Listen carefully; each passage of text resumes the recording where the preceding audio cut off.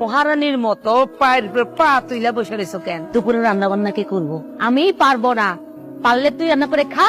আমার সাথে এরকম চিৎকার করে কথা বলতে পারো?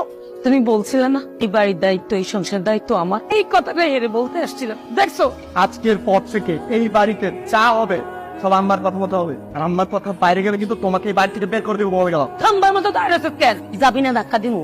এক কাপ চা নিয়ে আসো। একটু তরকারি কাটছি, পানি গরম করা আছে, খেয়ে নাও। একদম মুখে মুখে কথা বলবে না। আদর করে মুছতেছো কেন? শরীরে শক্তি নাই? আর শেষ করে তাড়াতাড়ি আমার রুমে আসবা। বাতের ব্যথা বাড়ছে পায়ের মধ্যে, একটু টিপ্পা দিবা।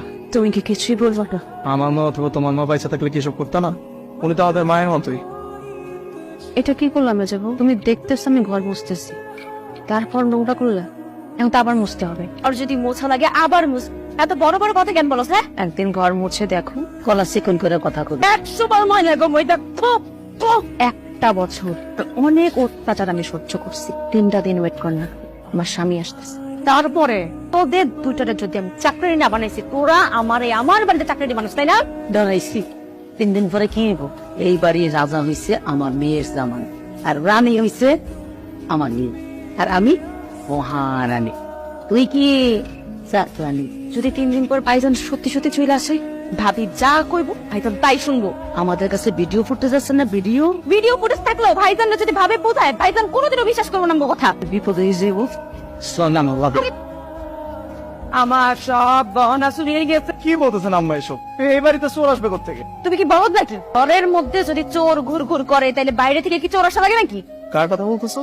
তোমার আদরের ভাবির কথা কইতেছি। ভাইজান এবার কয়দিন পরে সে তো এখন নিজের আখের গোছায় আর সমস্ত কিছু নিয়ে একেবারে পালায় যাওয়ার ধান্দায় আছে। ওই যে তার পুরাতন প্রেমিক আছে না, তন্ময়, সে তো আজকে হয়েছিল বাড়িতে, তাই না? তোমার গয়না হারাইলো কেমনে? আরে আমি গেছিলাম ওয়াশরুমে, আইসা দেখি আমার আলমারির দরজা ঠাস করে ডালা এনে খুলে দিছে। আমি শিওর এই নষ্টা মহিলা চুরি করছে, কারণ আমি তারা দেখছি। ব্যাগ কুচিনতে উল্টা পাল্টা কথা বলবেন না। আমি কখন ব্যাগ পৌঁছাইলাম? আমি সন্ধ্যার পর সাথে গেছি, মাত্র নামলাম। মাত্র নামছি। এই যে দেখ ব্যাগ দেখছো? বিশ্বাস করো ভাই, আমি সব কিছু জানি না। এভাবে তাকাই আছো কেন? আমি আসলে কিছু জানি না। একদম নাটকবাজি করবি না, অনেক দেখছি তোর নাটক। তুমি দাঁড়াইছো কিসের জন্য? পুলিশে কল করো, পুলিশে কল করে চোরের বাচ্চা চোরে ধরে দাও। কথা তোমার কানে যায় না? ও ভাবি তো তোমার আবার প্রেমিকা লাগে, তুমি শুনবা কিসের জন্য? মা, তুমি আর আমি থানায় যাই কমপ্লেন করে শুনছো? থানায় যাওয়া লাগবে না। থানায় যাওয়া মানে পুরা বাড়ির জন্য বেচ্চতে। নার কারণে আমি চাই না আমার বাড়ির বেচ্চতে হোক। ভাবি যেহেতু চলে যাওয়ার জন্য সবকিছু গুছিয়ে ফেলছে, সসম্মানে চুপচাপ এখান থেকে বের হয়ে চলে যায়। বিশ্বাস করো ভাই, আমি গহনাগুলো নেই না। আমি ব্যাগটা গোছাই নাই। আমি এত রাতে কোথায় যাবো? সানজিৎ, কোথায় যাবি সেটা আমরা জানি না, শুধুমাত্র জানি এই মুহূর্তে দিয়ে বাড়ি থেকে বেরোবো। হ্যাঁ, বিদায় নিচ্ছি। সত্যি আম্মা, আসবাব আছে অনেক বুঝি। আপনি আমাদের কথা দেন যে এরকম সারা জীবন আমার পাশে থাকবেন। আমার আম্মা মানে তোমার আম্মা, আমার আম্মার একমাত্র মাইয়া আমি, সারা জীবন থাকবে। যতদিন না পর্যন্ত এই বাড়ি ঘর সম্পত্তি তোমার নামে না হয়েছে, ততদিন আমরা সবাই একই থাকতে হবে।